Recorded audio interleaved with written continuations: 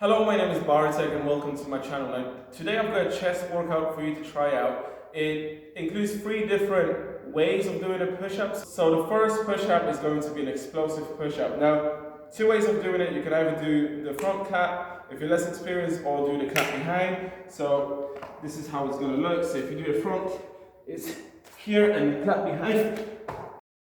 Okay, so you do 10 of those at a time, and you do that 3 times. Okay, so you go 30 in total. Now have a good rest in between of each set that you do, okay? So the second exercise is a static isometric hold in a push-up position. So here you go, shoulders in line with your hands, legs together.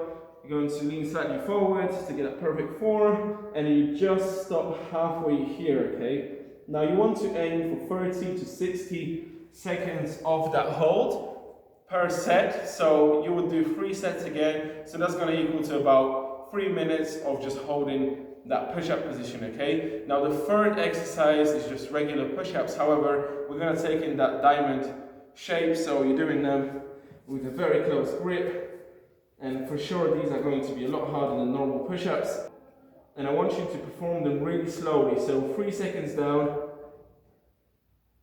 and 3 seconds up, okay? So 1, 2, 3, 1, 2, 3. So you've got 9 sets in total. Give it a try.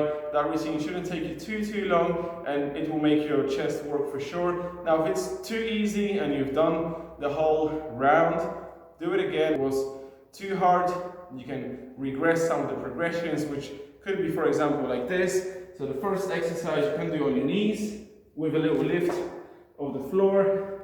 The second exercise could also be a hold, but you're not going all the way down. You could just be on your knees and, for example, do it here, and when you get more comfortable, go more down, and eventually you could do it on your feet.